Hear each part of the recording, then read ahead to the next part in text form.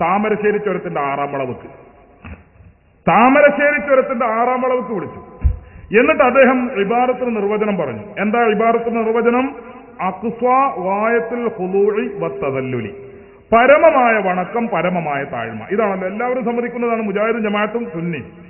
പരമമായ വണക്കം, അങ്ങേ അറ്റത്തെ വണക്കം, അങ്ങേ അറ്റത്തെ താഴ്മ, അതാണ് ഇബാദത്ത്. അപ്പൊ ഇദ്ദേഹം നമ്മളെ വിളിച്ചു, ഈ അങ്ങേ അറ്റത്തെ വണക്കവും താഴ്മയും കാണണമെങ്കിൽ ഇബാദത്തിന്റെ ആ നിർവചനവും കയ്യിൽ പിടിച്ച് നിങ്ങൾ താമരശ്ശേരി ചുരത്തിലേക്ക് വരൂ. താമരശ്ശേരി ചുരത്തിലൂടെ നജീബ് വണ്ടി ഓടിക്കുകയാണ്. അങ്ങനെ വണ്ടി ഓടിച്ച് 1-ാം വളവ് കഴിഞ്ഞു, 2-ാം വളവ് കഴിഞ്ഞു, 3-ാം വളവ് കഴിഞ്ഞു, 6-ാം വളവിലെത്തിയപ്പോൾ വണ്ടിയുടെ ബ്രേക്ക് പോയി.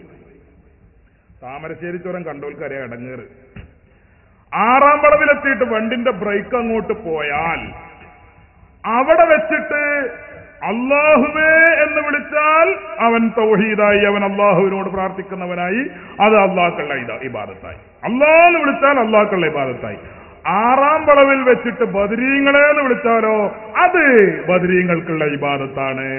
കാരണം 6-ാം വളവിന്റെ മുകളിൽ വണ്ടിന്റെ ബ്രേക്ക് പോയാൽ പിന്നെ കൊക്കയാണ് അങ്ങോട്ട് അടിക്ക് ആഴത്തിന്റെ ആഴ. അപ്പൊ അവിടേക്ക് ആ വണ്ടിയാണ് പോകുമ്പോ അത്രയും വലിയൊരു അതിലേറൊരു പേടി തരല്ല. താമരശ്ശേരി ചുരത്തിന്റെ 6-ാം വളവിൽ നിന്ന് കാറിന്റെ ബ്രേക്ക് പോകുന്നതിനേക്കാൾ ഒരു ഭയം ഇനി വരാനില്ല. ആ ഭയത്തിന്റെ സമയത്ത് അള്ളാഹാണോ വിളിക്കുന്നത് എങ്കിൽ അത് അള്ളാഹ്ക്കുള്ള ഇബാദത്ത്. അവിടെ ബദരീങ്ങളെന്നാണോ വിളിക്കുന്നത് എന്നാൽ അത് ബദരീങ്ങൾക്കുള്ള ഇബാദത്ത്. ഓ, എന്തൊരു ചൊങ്കുണ്ട് കേൾക്കാന്. അപ്പൊ 5-ാം വളവെന്നാ ബ്രേക്ക് വിളിച്ചാലോ, അവിടുന്ന് അള്ളാഹാനെ വിളിച്ചാലോ? ബ്രേക്ക് പോയത് 5-ാം വളവെന്നാ, അപ്പൊ അള്ളാഹാനെ വിളിച്ചാൽ ഇബാദത്താവൂലേ? മനസ്സിലായില്ല. 5-ാം വളവെന്നാണ് ബ്രേക്ക് പോയത്, അല്ലെങ്കിൽ പോകട്ടെ 1-ാം വളവെന്നാ പോയത്, സമനിരപ്പാ.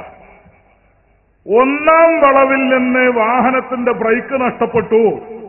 മുജാഹിദിന്റെ ഈ നിർവചനപ്രകാരം 1-ാം വളവിൽ വെച്ച് ബ്രേക്ക് നഷ്ടപ്പെട്ട ഡ്രൈവർ നജീബ്, അദ്ദേഹം ബദരീങ്ങളെ എന്ന് വിളിച്ചാൽ അത് ശിർക്കാവില്ല എന്ന് വരില്ലേ? കാരണം 1-ാം വളവെന്നാണ്. ശിർക്കാണെങ്കിൽ എവിടേക്ക് വരണം? 2-ന്ന് മതിയോ? പറ്റൂല. 3-ന്ന് മതിയോ? പറ്റൂല. 4-ന്ന് മതിയോ? പറ്റൂല. 5-ന്ന് മതിയോ? പറ്റൂല. 6-ാം വളവിലെത്തണം. എത്തിയാ പോരാ, ബ്രേക്ക് പൊട്ടണം. പൊട്ടിയാ പോരാ, വണ്ടി കുത്തി മറിയണം. അപ്പ വിളിക്കണം അല്ലാഹനെ, അപ്പോഴേ തൗഹീദാവുള്ളൂ. അപ്പ വിളിച്ചാ ബദരീങ്ങളെ വിളിച്ചാൽ എന്താകും? ശിർക്കാവും. ഈ നിർവചനം എവിടെ പറഞ്ഞതാ? ഇത് പറഞ്ഞത് ഏതെങ്കിലും ഒരു ചെറിയ മൗലവിയാണെന്ന് കരുതണ്ട. അള്ളാഹുവിന്റെ ഔലിയാക്കൾ എന്ന ഈ പുസ്തകം കേരള നദ്വത്തുൽ മുജാഹിദീൻ പ്രസിദ്ധീകരിച്ചതാണ്. കേരള നദ്വത്തുൽ മുജാഹിദീൻ പ്രസിദ്ധീകരണ വിഭാഗം മുജാഹിദ് സെന്റർ കോഴിക്കോട് നിന്ന് പ്രസിദ്ധീകരിച്ച അള്ളാഹുവിന്റെ ഔലിയാക്കൾ എന്ന പുസ്തകത്തിൽ കുഞ്ഞീദ് മദനി പറഞ്ഞ നിർവചനമാണിത്. ആ നിർവചനത്തിൽ പറയുന്നത് താമരശ്ശേരി ചുരത്തിന്റെ 6-ാം വളവിൽ എത്തിയിട്ട് വിളിച്ചെങ്കിലേ എന്താവുള്ളൂ? ശിർക്കാവുള്ളൂ. തൗഹീദ്. ഇത് ഈ ഖുർആനിലുള്ളതല്ല സുഹൃത്തുക്കളെ. ഈ സാധുവിനൊരു അബദ്ധം പറ്റി. അതെന്താ? അഖ്സാ ഗായത്തുൽ ഖുദൂഇ വത്തദല്ലുലി എന്ന് പറഞ്ഞ ഈ പരമമായ വണക്കവും പരമമായ താഴ്മയുണ്ടല്ലോ, അത് മനുഷ്യന്റെ ബാഹ്യ ശരീരത്തിന്റെ പ്രകടനങ്ങളിൽ അല്ലെങ്കിൽ ബാഹ്യമായ അവന്റെ അവസ്ഥയിൽ നിന്ന് മനസ്സിലാക്കപ്പെടുന്നതാണ് ഈ ഭയം എന്ന് ഈ സാധു തെറ്റിദ്ധരിച്ചു. സുഹൃത്തുക്കളെ, ഇബാദത്തിന്റെ നിർവചനത്തിൽ പറയുന്ന ഭയം അതല്ല. ഇബാദത്തിന്റെ നിർവചനത്തിൽ നിങ്ങൾ നോക്കൂ, നമ്മൾ ഇഴ്തിദാലിൽ നിൽക്കുക. ഇഴ്തിദാലിൽ നിൽക്കുക, സമയ അല്ലാഹു ലിമൻ ഹമിദ, ഇങ്ങനെ നിൽക്കുക. കുനിയണില്ല, തല കുത്തണില്ല, കുമ്പിടുന്നില്ല, ഒന്നും ചെയ്യണില്ല, നമ്മളിങ്ങനെ നിൽക്കുക. ഇത് ഇബാദത്തല്ലേ? ഈ ഇഴ്തിദാലുള്ള ഈ നൃത്തം ഇബാദത്താണ്. എന്താ ഇബാദത്ത്? അങ്ങനെ പേടിയുണ്ടോ, ഭയമുണ്ടോ? ഇയാൾ പറഞ്ഞ താമരശ്ശേരി ചുരത്തിലാ? അല്ല, പള്ളി ചാലിയമ്പള്ളിന്റെ ഉള്ളിലല്ലേ? എന്നിട്ടും നമ്മൾ നിൽക്കുമ്പോൾ അത് ഇബാദത്താവുന്നു. കാരണം എന്താ?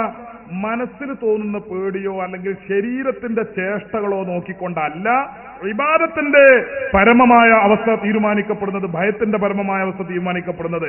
മറിച്ച് നിങ്ങൾ വണങ്ങുന്ന ശക്തിയെക്കുറിച്ച് നിങ്ങളുടെ വിശ്വാസമുണ്ട്, അതാണ് വിഷയം. നിങ്ങളുടെ വിശ്വാസമുണ്ട്. ഇഴ്തിദാലിലാ നിൽക്കുന്നത്, പക്ഷെ പടച്ചോന്റെ മുമ്പിലാണ് നിൽക്കുന്നത്. അതുകൊണ്ടാണ് ഇബാദത്തായത്. പടച്ചോന്റെ മുമ്പിൽ നിൽക്കുന്നു എന്ന വിശ്വാസത്തോടെയാകുമ്പോൾ അത് ഇബാദത്താണ്. അതേസമയത്ത് അതേ നൃത്തം തന്നെ പടപ്പിന്റെ മുമ്പിലാണ് നിൽക്കുന്നത്, മമ്പ്രന്തങ്ങളുടെ മുമ്പിലാണ്, അല്ലെ മുഹിയുദ്ദീൻ ശേഖിന്റെ മുമ്പിലാണ്, ഇബാദത്തല്ല.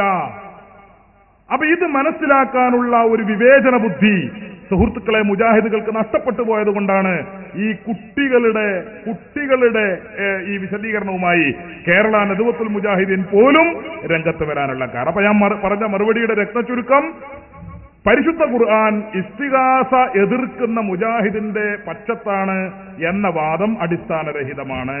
920 മുജാഹിദ് വന്നത്. 920 മുമ്പും ഖുർആൻ ഉണ്ട്. അന്ന് ഖുർആൻ ആരുടെ പക്ഷത്തായിരുന്നു? അവരുടെ പക്ഷത്ത് തന്നെയാണ് ഇപ്പോഴും ഖുർആൻ ഉള്ളത്. 920 ശേഷം നിങ്ങൾ വന്നിട്ട് വളച്ചു കെട്ടി അങ്ങോട്ട് പിടിക്കാനൊക്കെ നോക്കിയിട്ടുണ്ട്, പക്ഷെ ഖുർആനെ കിട്ടിയിട്ടില്ല എന്ന് മാത്രം ഈ സമയത്ത് സൂചിപ്പിക്കുന്നു. പിന്നെ ഇവിടെ ഉദാഹരണമായി ഓതിക്കൽപ്പിച്ച ഒരു ആയത്തുണ്ട്. സമാനമായ ധാരാളം ആയത്തുകളുണ്ട്. ആ ആയത്തുകളിലൊക്കെ പറയുന്നത് അബൂജഹൽ ഉൾപ്പെടെയുള്ള മക്കയിലെ മുശ്രിക്കുകൾ നടത്തിയ ബിംബാരാധനയെ കുറിച്ചാണ്. ആ ബിംബാരാധന ശിർക്കാണ്, കുഫ്റാണ്. ബിംബത്തെ വിളിച്ചാൽ ഉത്തരം ചെയ്യുകയില്ല, ബിംബത്തിന് ഇബാദത്ത് ചെയ്യാൻ പാടില്ല. ഈ കാര്യങ്ങളാണ് ഖുർആൻ അത്തരം ആയത്തുകളിൽ പറഞ്ഞിട്ടുള്ളത്. അത് മുഫസ്സിരീങ്ങൾ വ്യക്തമാക്കുകയും ചെയ്തിട്ടുണ്ട് എന്ന കാര്യം സൂചിപ്പിക്കുന്നു.